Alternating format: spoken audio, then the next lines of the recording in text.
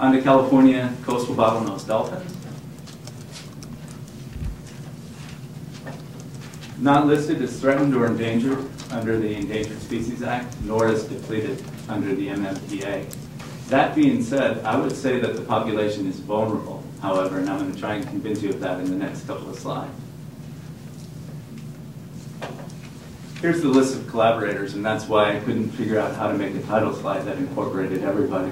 We've got a nice working relationship between the Southwest Fisheries Science Center, where a lot of us are centered, with the Northwest Fisheries Science Center, San Diego State University, and Scripps Institution of Oceanography.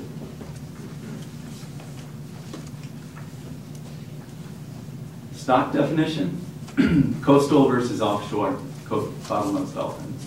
This is work by Janet Lother et al., 2006. It was her master's work.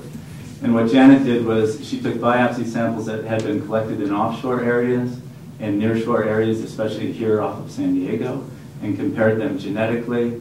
And up here that you can see that she actually found significant genetic differentiation between the offshore animals and the coastal animals. Geographic range. The range is from about San Francisco Bay. There, we do get some records of sightings up here, down here to San Diego, and even further than this map shows, down to Ensenada at least.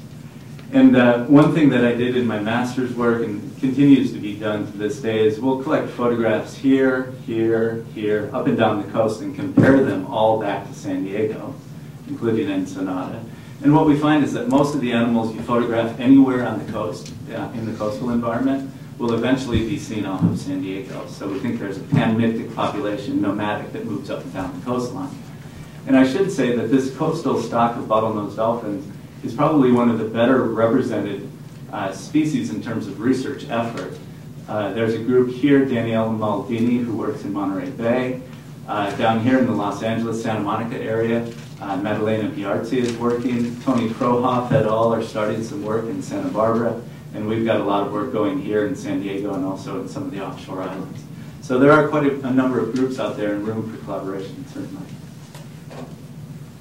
Here's some habitat hotspots that came from work of Jay and his colleagues at Southwest. And this comes from the Marine Life Protected Area maps that were recently generated. And this kind of shows you where the hotspots for coastal bottlenose dolphins are. These red zones here indicate where the encounter rate per kilometer was the highest.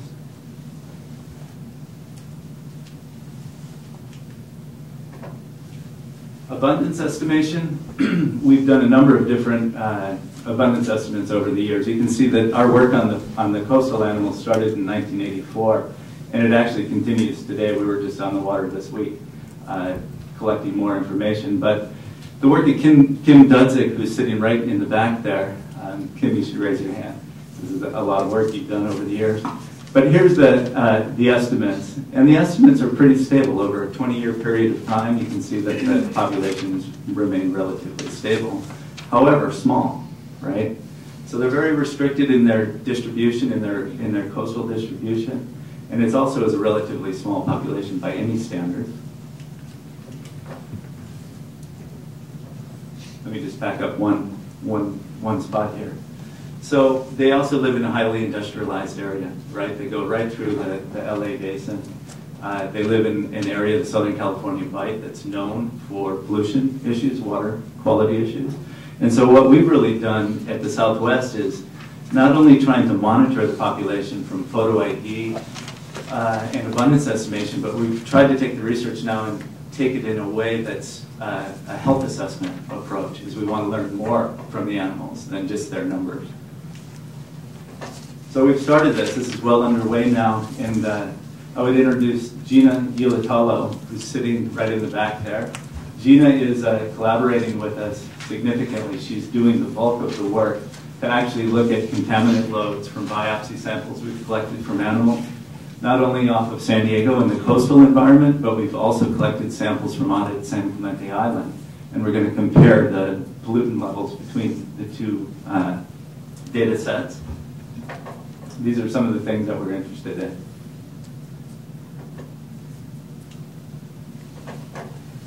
Phase 1 was to get the biopsies and the photo IDs of the animals, then to do the sex determination and genotyping of them, then the contaminant analysis with this inshore-offshore comparison that I was alluding to. We've got a couple of other projects that are in way, and this really takes us even further into the health assessment part of the project. One is reproductive and stress hormones, and that's being led by Nick Keller, who's sitting right here, and he's got a poster here on some of his work on reproductive hormones. And then the other study is being led by Kelly Goodwin, who's sitting right back next to Susan Chivers, on microbiological contaminant assessment, and that's all from biopsy sampling. She's got a poster here as well, which I direct you to. And that this is kind of fun because this is, a lot of these are exploratory, but the results are actually starting to become quite powerful. So we think that we can learn a lot more from a small piece of tissue without capturing the animals or anything else. But it's just to give you a perspective on how we want to take the work now into assessing the health. And then finally, there's a very nice working collaboration between our group and Greg Campbell, who's sitting right there in the white shirt, and John Hildebrand, who you know. They've been doing a heck of a lot of nice work out here around San Clemente and also Catalina Island. This is a plot of bottlenose and Risso's dolphin work. Some of our biopsy samples that are going into the health assessment work come from this area and this area. We've got a lot of photo IDs from both sites, and we're actually building a catalog of offshore terciops and also grampus, or Risso's dolphins, that occur in these areas. And interestingly, we do have a lot of grampus now coastally, as well as we're doing our coastal terciops surveys. We're starting to run into them. So we can start to look for matches inshore and offshore as well. So the future, what we want to do is use coastal marine mammals as sentinels, or our outlooks for what's happening in the coastal environment, use them to monitor the health and examine population level effects, to look at the ecosystem health, and also relate that back to human health as well.